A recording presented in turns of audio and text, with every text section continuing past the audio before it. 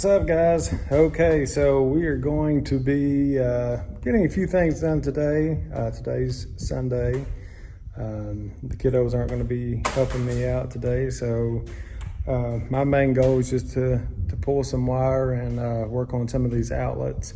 We'll talk a little bit about the outlets that I chose and why. I've purchased, some better quality filming equipment, better sound, all that stuff. But my new camera with all of these lights, it is causing some sort of rays to show up in the video. So I'll have to do a little research on that. But it's coming, better quality, better sound. So be patient with me. Already starting to sweat, it's early. Again, we're in Kentucky, so 90-some degree weather with 100% humidity. But let me start showing you a little bit about how I'm doing my electricity. Everything that I will run throughout this mill will be a minimum of 20 amp outlets.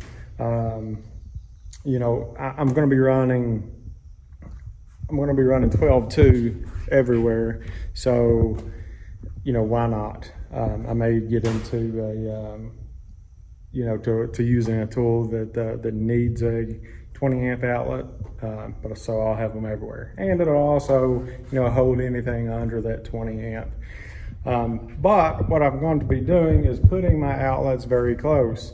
Some people are going to say, this is overkill, having, outlets so close together. And you can actually see, like on this wall that I'm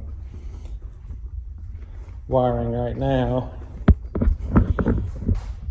So here's an outlet, nothing's set up yet, but 5 foot over, another outlet, 5 foot over, another outlet. But they all kind of have, their own spotted meaning for it. Like this wall here, I'm envisioning having a, maybe my joiner set up against this wall, something that I won't actually have to get behind very often.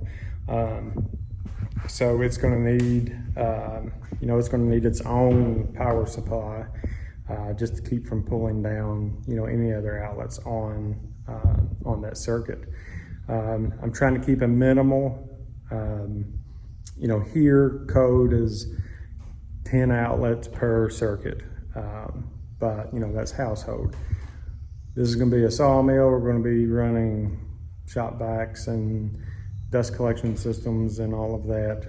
Anything that's going to be pulling high electricity will have its own dedicated electrical supply. And the bank that I was talking about yesterday of tools, I'm actually wanting to have 4 different pieces of tools here, or of equipment.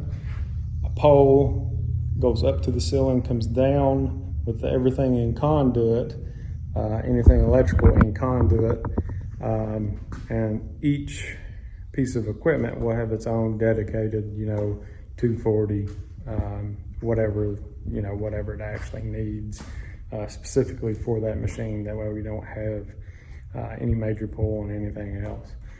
The lighting, it's all on its own circuit. Machine kicks a breaker, your lights are still on. And with these LED lights, they use 45 watts of electricity, so it's not much. We should be just fine. But I'm going to get back to work. Again, a lot to do.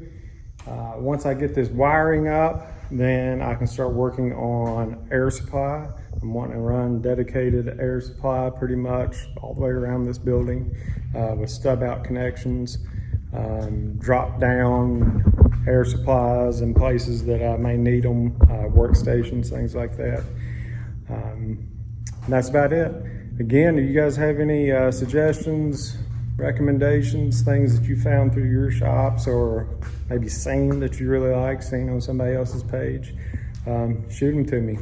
I'm open for anything. Good thing about being in rural Kentucky is you can pretty much build anything the way that you want it. But anyway, safety first, always. Like I said, it's getting hot, starting to sweat. My beard's curling up already, so I better get to work before I start cooking.